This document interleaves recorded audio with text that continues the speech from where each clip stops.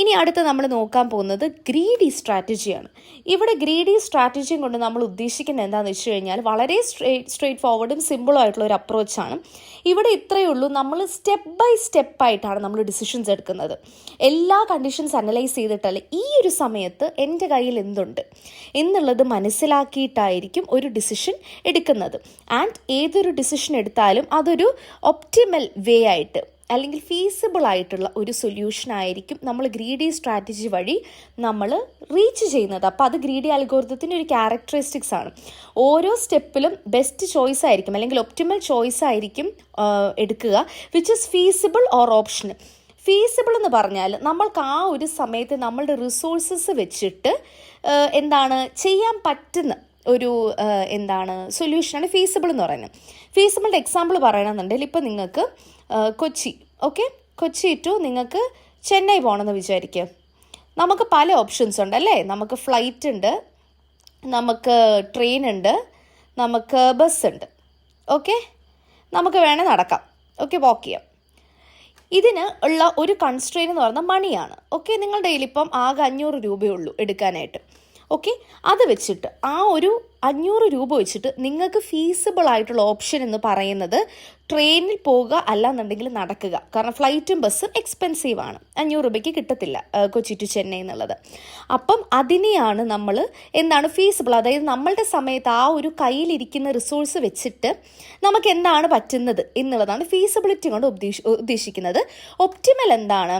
അപ്പോൾ എനിക്ക് 500 രൂപയുണ്ട്, പക്ഷെ ടൈം എന്ന് പറയുന്നത് നമുക്ക് ഇമ്പോർട്ടൻ്റ് ആണ് അല്ലേ.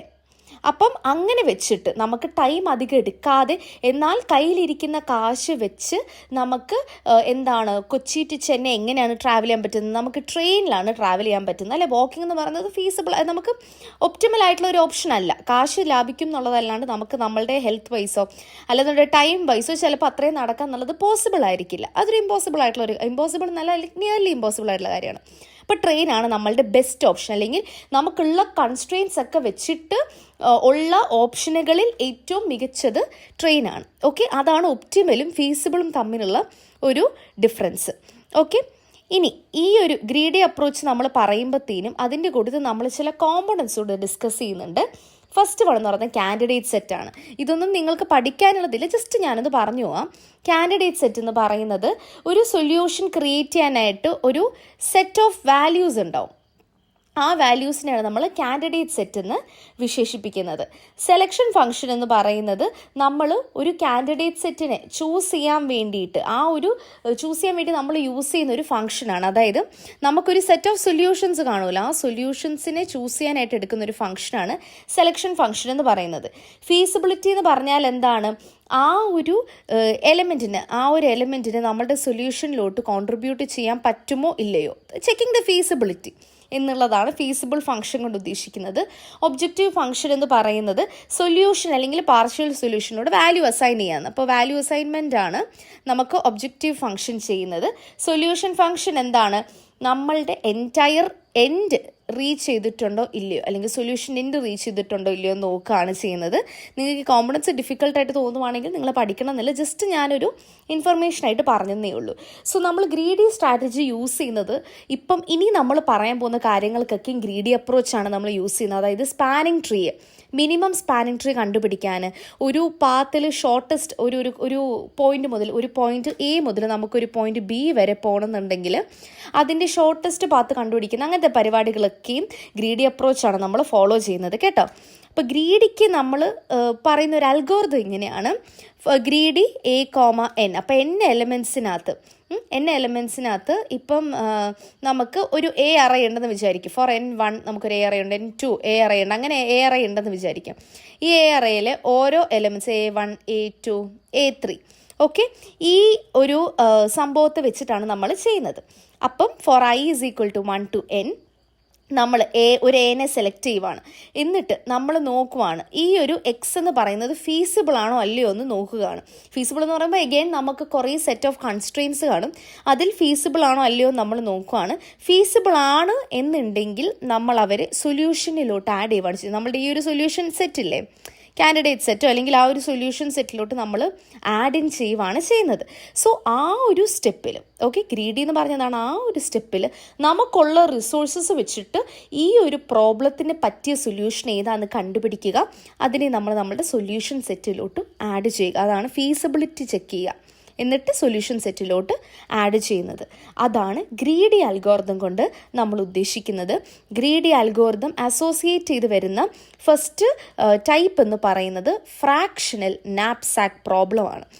അപ്പം ഫ്രാക്ഷണൽ നാപ്സാക്ക് പ്രോബ്ലത്തിനകത്ത് നമ്മൾ ചെയ്യുന്നതെന്ന് വെച്ചാൽ ഇതിൻ്റെ കൺസെപ്റ്റ് ഇത്രയേ ഉള്ളൂ. നമുക്കൊരു ചാക്കുണ്ട്, നമുക്ക് എത്രയോ കിലോയുടെ ഒരു ചാക്കുണ്ട്. കിലോ എത്രയെന്നൊക്കെ നമുക്ക് ക്വസ്റ്റ്യനിൽ കിട്ടും കേട്ടോ. ഒരു ചാക്കിനകത്ത് നമുക്ക് കുറേ സാധനങ്ങൾ കൊണ്ട് നിറയ്ക്കണം. ഇപ്പം ചിലപ്പം ഞാനൊരു തക്കാളി വിൽക്കുമ്പം എനിക്ക് പ്രോഫിറ്റ് കൂടുതലായിരിക്കും, ഞാൻ ചിലപ്പോൾ ഒരു ഓണിയൻ വിൽക്കുമ്പോൾ എനിക്ക് പ്രോഫിറ്റ് കുറവായിരിക്കും. അപ്പം ഒരു കടക്കാരന് മാക്സിമം പ്രോഫിറ്റ് കിട്ടുന്ന രീതിയിൽ, എന്നാൽ ആ ചാക്കിൻ്റെ കപ്പാസിറ്റിക്കുള്ളിൽ നിന്നുകൊണ്ട് എങ്ങനെയാണ് നമുക്ക് സാധനങ്ങളെ ചാക്കിനകത്ത് കയറ്റാൻ പറ്റുന്നത് എന്നുള്ളതാണ് ബേസിക്കലി ഈ ഫ്രാക്ഷണൽ നാപ്സാക്ക് പ്രോബ്ലം നമ്മളെ പഠിപ്പിക്കുന്നത്. ഇനി വേറൊരു കാര്യമുണ്ട്, ചിലപ്പം എനിക്ക് 3 തക്കാളി കാണും, പക്ഷെ എൻ്റെ ചാക്കിനകത്ത് ചിലപ്പോൾ 2 തക്കാളിക്കുള്ള സ്ഥലമേ കാണത്തുള്ളൂ. അപ്പം ഞാൻ ആ 2 തക്കാളി മാത്രം കയറ്റി വെച്ചിട്ട് ഞാൻ ആ ഒരു ചാക്ക് കംപ്ലീറ്റ്ലി ക്ലോസ് ചെയ്യും. പിടികിട്ടിയോ? അതുകൊണ്ടാണ് നമ്മളിവിടെ ഫ്രാക്ഷണൽ നാപ്സാക്ക് എന്ന് ഉദ്ദേശിക്കുന്നത്. എന്തുകൊണ്ടെന്ന് വെച്ച് കഴിഞ്ഞാൽ നമ്മളൊരു എൻറ്റിറ്റി ഹോളായിട്ട് എടുത്ത് കയറ്റേണ്ട ആവശ്യമില്ല.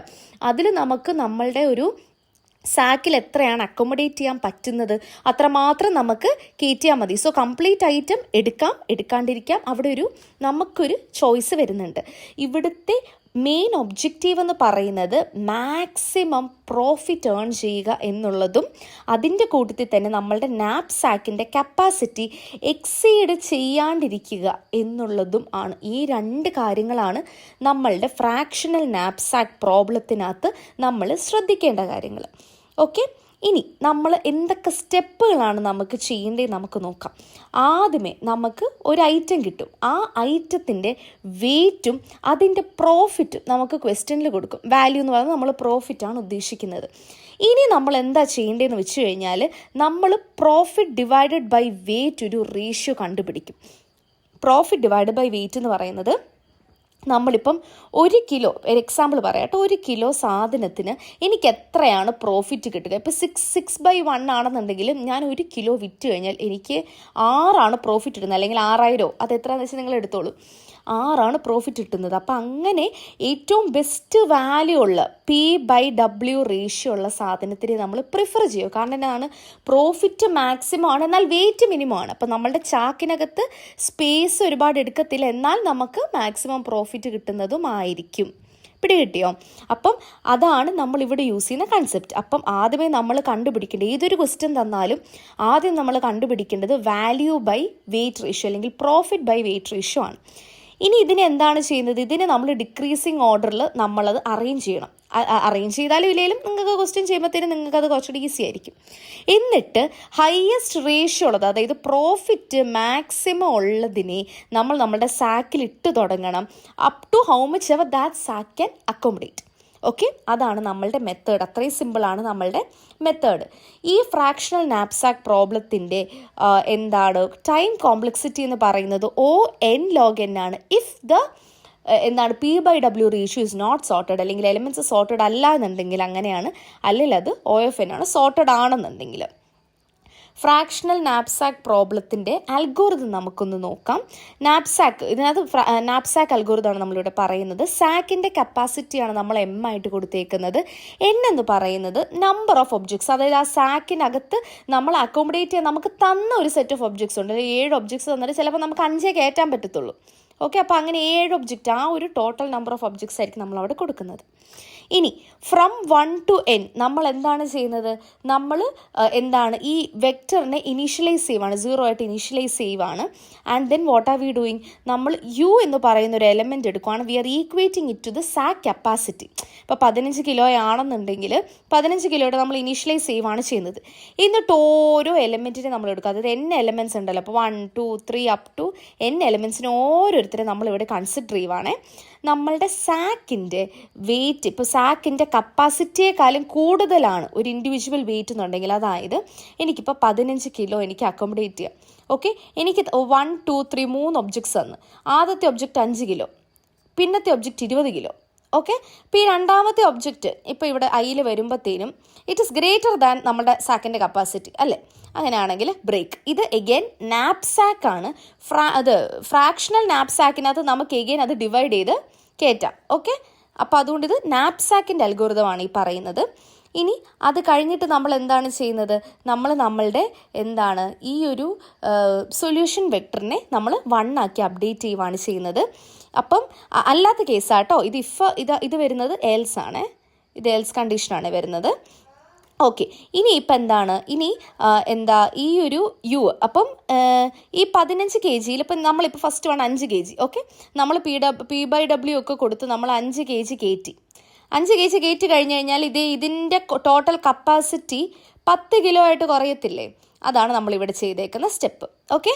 പിന്നെ if I is less than N, ഇനി നമുക്ക് എലമെൻറ്റ്സ് ഉണ്ടെന്നുണ്ടെങ്കിൽ അത് നമ്മൾ വെയിറ്റ് ബൈ ആ സമയത്ത് പ്രസൻറ്റ് വെയിറ്റ് ബൈ ആ ഒരു ഇൻഡിവിജ്വൽ വെയിറ്റ് വെച്ചിട്ട് ഡിവൈഡ് ചെയ്യുന്നത്. എന്തിനാണ്? സൊല്യൂഷൻ വെക്ടറിൽ. അപ്പം ഇത് ആണ് നമ്മുടെ നാപ്സാക്ക്.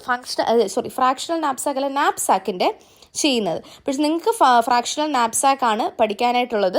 അപ്പം ക്വസ്റ്റ്യൻ പേപ്പറിൽ ഇങ്ങനെ അൽഗോറിതം ചോദിച്ചതായിട്ട് കണ്ട പോലെ ഒരു ഓർമ്മ. അതാണ് ഞാൻ അൽഗോറിതം കൂടി ഇവിടുന്ന് ഡിസ്കസ് ചെയ്തിട്ട് പോയത്. നിങ്ങൾക്ക് പൊതുവേ കിട്ടുന്ന ക്വസ്റ്റ്യൻ ഇങ്ങനെയായിരിക്കും: find the optimal solution for fractional knapsack problem. ഇവിടെ എമ്മും എന്നും എല്ലാം കൊടുത്തിട്ടുണ്ട്. ഓക്കെ. ഇനി നമ്മൾ കൺസെപ്റ്റ് പഠിച്ച സംഭവം നമുക്കൊന്ന് ചെയ്ത് നോക്കാം. ഓക്കെ. ഇനിയിപ്പോൾ എങ്ങനെയാണ് നമ്മൾ ചെയ്യുക? ആദ്യമേ നമ്മൾ ചെയ്യേണ്ടത് എന്നാന്ന് വെച്ച് കഴിഞ്ഞാൽ എന്തായിരുന്നു ഞാൻ നേരത്തെ പറഞ്ഞത്? P/W ratio. ആദ്യം അങ്ങ് കണ്ടുപിടിച്ച് വെച്ചോണം.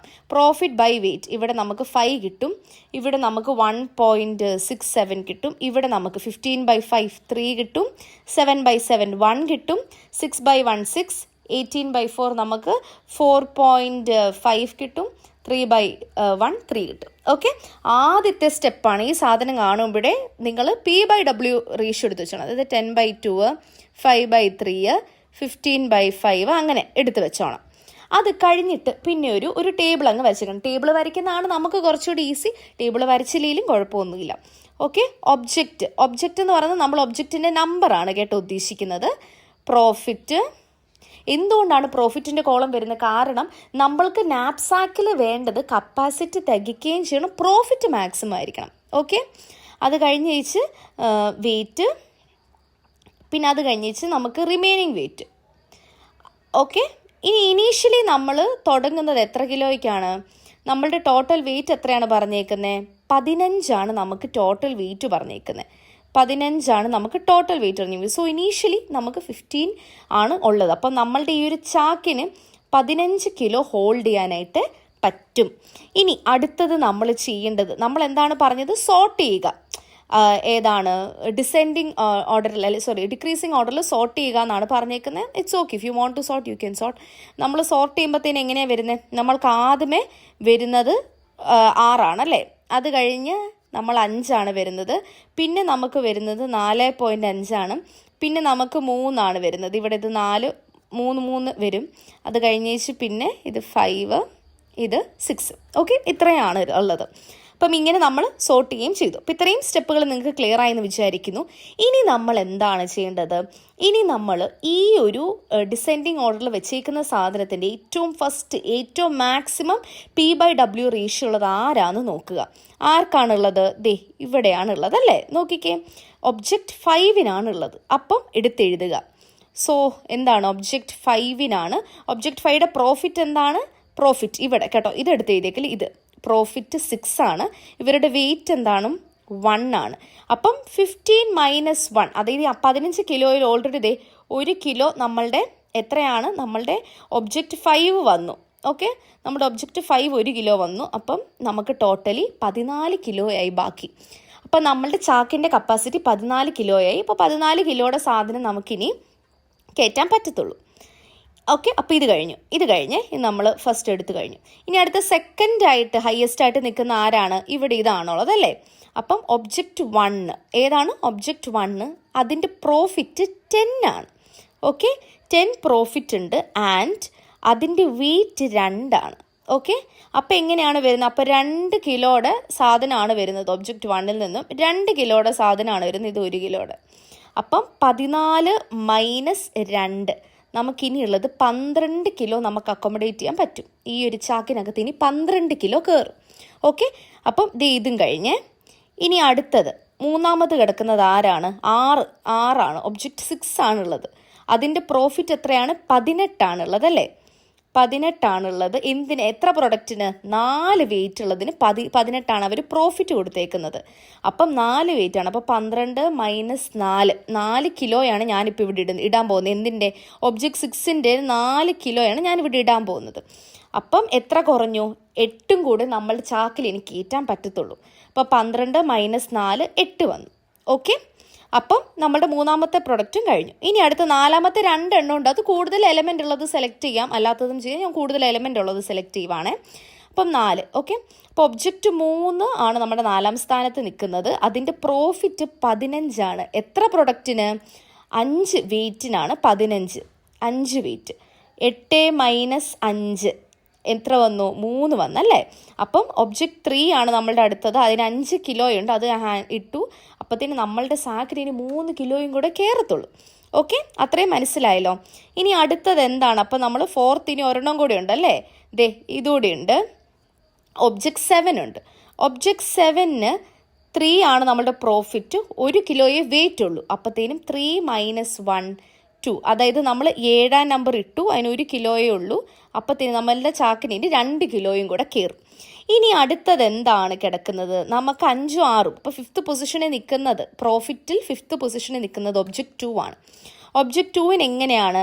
നമുക്ക് 5 പ്രോഫിറ്റ് ഫോർ 3 ഐറ്റംസ്. പക്ഷെ 2 മൈനസ് 3 നമുക്ക് 1 കിലോ എക്സ്ട്രാ ആണ്. -1 ആണല്ലേ? 1 കിലോ നമുക്ക് അഡീഷണൽ ആണ്. നമ്മുടെ ചാക്കിൽ അത് കയറത്തില്ല. അപ്പം നമ്മൾ എന്താണ് ചെയ്യുക? നമ്മളിവിടെ ഫ്രാക്ഷനായിട്ട് എടുക്കും. അതുകൊണ്ടാണ് നമ്മളിതിനെ ഫ്രാക്ഷണൽ നാപ്സാക്ക് എന്ന് വിശേഷിപ്പിക്കുന്നത്. നമുക്ക് ഒന്നായിട്ട് മൊത്തം എടുക്കാൻ പറ്റിയില്ലെങ്കിലും ഫ്രാക്ഷനായിട്ട് എടുക്കാൻ പറ്റുമല്ലോ. അപ്പോൾ ഫ്രാക്ഷണൽ നാപ്സാക്ക് അതെന്താണെന്ന് വെച്ച് കഴിഞ്ഞാൽ, എനിക്ക് എത്ര കയറ്റാൻ പറ്റുന്നത്? എനിക്ക് 2 എനിക്ക് കയറ്റാൻ പറ്റൂ. അപ്പത്തേനും 3 × 2/3 ഔട്ട് ഓഫ് 3 നമുക്ക് 2 എണ്ണം എടുക്കാൻ പറ്റും. ഓക്കെ, അപ്പം അതെങ്ങനെ വന്നു? 0 വന്നു. അതായത് നമ്മുടെ പ്രൊഡക്റ്റ് 2വിന് 2 കിലോ നമുക്ക് എടുക്കാൻ പറ്റും. അപ്പം നമ്മളുടെ പ്രോഫിറ്റ് എന്ത് പറ്റും? 3 കിലോയ്ക്കാണ് നമ്മൾ 5 പ്രോഫിറ്റ് പറഞ്ഞത്. പക്ഷെ നമ്മളിവിടെ ഇപ്പം 2/3 എടുക്കുന്നുള്ളൂ അല്ലേ? 2/3 ഓഫ് 3 നമ്മൾ എടുക്കുന്നുള്ളൂ. സോ നമ്മളുടെ പ്രോഫിറ്റും 5 × 2/3 ആയിട്ട് മാറും. ശ്രദ്ധിച്ചോണം, വെയിറ്റും ഇതും കൂടെ 2/3 ഓഫ് ദ പ്രോഫിറ്റ് ആയിട്ട് മാറും. ഓക്കെ, അത്രയും ക്ലിയർ ആണെന്ന് വിചാരിക്കുന്നു. അപ്പം നമ്മൾക്കിവിടെ കണ്ടോ, നമ്മുടെ കപ്പാസിറ്റി കംപ്ലീറ്റഡ് ആയി. അപ്പം നമ്മുടെ ഫസ്റ്റ് ഒബ്ജക്റ്റീവ് കഴിഞ്ഞു. എന്താണ്? കപ്പാസിറ്റി കംപ്ലീറ്റ് ആയി എന്നുള്ളത് കഴിഞ്ഞു. പ്രോഫിറ്റ് നമ്മൾ മാക്സിമം ആയിട്ടാണ് എടുത്തേക്കുന്നത്. പക്ഷേ ഇവിടെ കണ്ടോ, ക്വസ്റ്റ്യന് കൊടുത്തേക്കുന്നത് നോക്കിക്കേ. Find the optimal solution, which means we need to calculate the profit. Profit എങ്ങനെയാണ് വരുന്നത്? പ്രോഫിറ്റ് വരുന്നത് 6 പ്ലസ് നമ്മളിവിടെ 6 plus 10 plus 18 plus 15 plus 3 plus 5 × 2/3. എന്തുകൊണ്ടാണ് നമ്മൾ ഇവിടെ എല്ലാം ഇതിൻ്റെ 1 പ്രപ്പോർഷനാണ് എടുക്കുന്നത്? അതായത് ഇപ്പം 6 പ്രോഫിറ്റ് വരുന്നത് 1 കിലോയ്ക്ക്, 10 പ്രോഫിറ്റ് വരുന്നത് 2 കിലോയ്ക്ക്, അതെല്ലാം മൊത്തത്തിൽ നമ്മൾ എടുത്തു. പക്ഷെ ഇവിടെ മാത്രമാണ് 5 പ്രോഫിറ്റ് വരുന്നത് നമുക്ക് 3 കിലോയ്ക്കാണ്. ഈ 3 കിലോ എന്ന് പറയുന്നത് അതിൻ്റെ 2/3 നമ്മൾ എടുത്തിട്ടുള്ളൂ. What is the 3 × 2/3? That is 2 kg അല്ലേ? നമ്മൾ 2 മാത്രമേ എടുത്തിട്ടുള്ളൂ. അതുകൊണ്ടാണ് നമ്മൾ 5 × 2/3 ആക്കിയത്. പിടികിട്ടിയോ? അപ്പം നമ്മൾ അതാണ്. അപ്പം ബേസിക്കലി 3 × 2/3 ആണ് നമ്മളിവിടെ എടുത്തേക്കുന്നത്. So our total profit would be എന്താണ്, സംവെയർ അറൗണ്ട് 55.33 എങ്ങാനും ആയിരിക്കും. So you can also calculate and check. അപ്പം അങ്ങനെയാണ് നമ്മൾ ഫ്രാക്ഷണൽ നാപ്സാക്ക് പ്രോബ്ലം ചെയ്യുന്നത്. അങ്ങനെ അപ്പോൾ നമുക്ക് മെജോറിറ്റി മാക്സിമം പ്രോഫിറ്റ് കിട്ടുകയും ചെയ്യും, എന്നാൽ നമ്മളുടെ വെയിറ്റ് എല്ലാം യൂസപ്പ് ചെയ്യുകയും ചെയ്യും.